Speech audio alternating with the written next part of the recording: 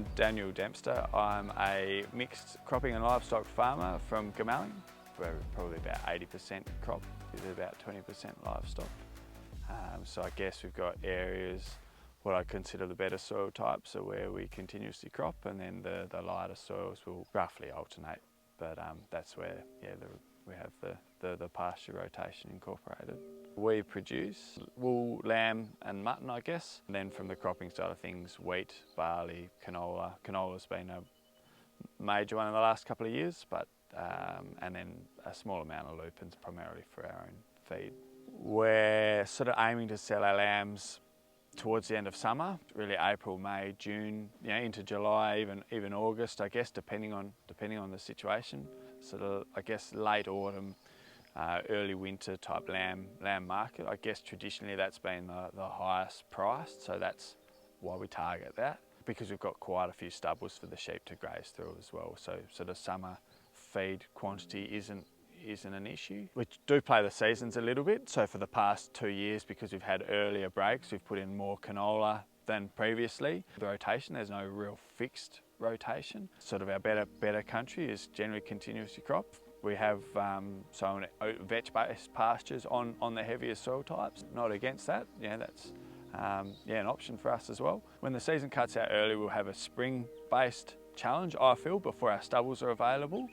And then an autumn-based challenge there, prior to the winter feed kicking in. Mainly, they're our two main challenges. We've planted saltbush now. That gives us extra feed in both of those. The potential to graze it in both like the spring prior to stubbles being available. The greater gap is definitely that autumn.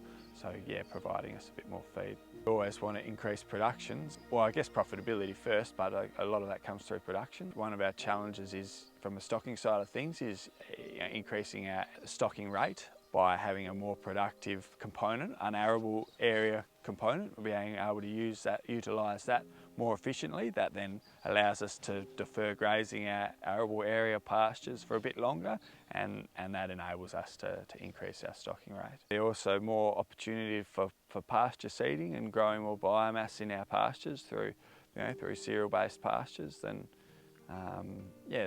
we'd probably utilised previously. I feel like Phil's very good to discuss things with, and always comes up with different ideas. Really prior to the project, we'd sort of discussed with Phil about confined feeding and that kind of thing, and that was sort of something that we were starting to adopt. And then the saltbush, I think that's definitely been a good opportunity. Grazing crops is something we've discussed that probably haven't utilised as much. I find the grazing crops difficult because the times when you want to graze your crops, you've had your later break. Where you want to defer your pasture a bit longer, you've had the later break, so therefore your crops are not as mature as you'd like.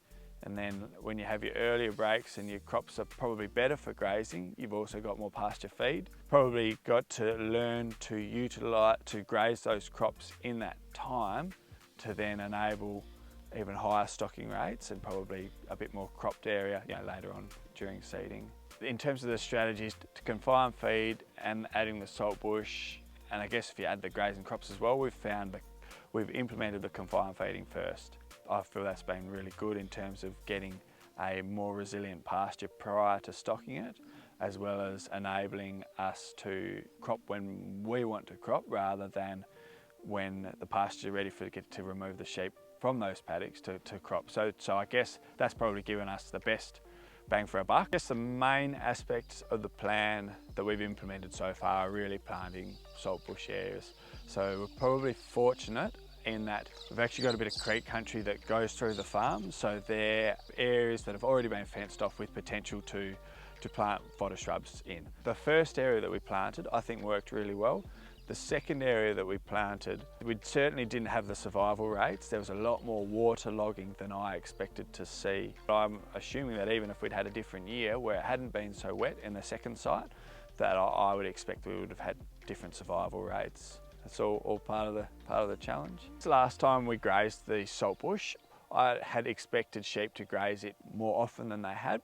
That could well be a reflection of the time of grazing, given that I grazed them would have been June, July last year, and when they came out there was still a lot of green foliage on the saltbush, and I guess that's they were preferring, well, they'd chosen the grass to eat instead of the saltbush, where I was hoping they'd get a bit more from the saltbush. So then that might be a more practice change that I need to implement in terms of the time that I graze the saltbush. Obviously the funding to plant the saltbush, is obvious benefit. Also having the people visit here and then get feedback from industry experts on your specific site. And then we had the seminars in Goomalling subsequently. I felt like there was a lot of information specific to our operation. There was a day here where we came and visited the farm and then went into Goomalling. So there was just a number of presentations in saltbush and best utilising saltbush. Ed Riggle also spoke on the confined feeding, providing the example that a lot of them used in terms of stocking rates and saltbush numbers, survival percentages and that kind of thing. I found that quite helpful. Saltbush implementation, provides a far better environment for lambing, for example, for shelter and that kind of thing. I guess I had a few ideas of what I wanted to do.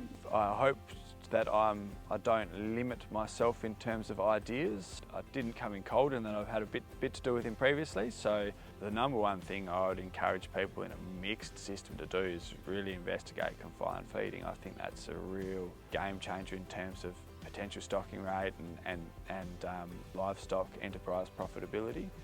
But not only in terms of that, I think it improves your whole system profitability. And then if you've got unarable areas, fodder shrubs I think are an excellent tool. I feel like plans are always changing and developing. There's a large portion of creek country that still, it would be good to alter fence lines, fencing off less productive areas, adding fodder shrubs in those areas. I guess I do question the sustainability of a number of our practices, so I would like to continue to investigate how we can farm more sustainably.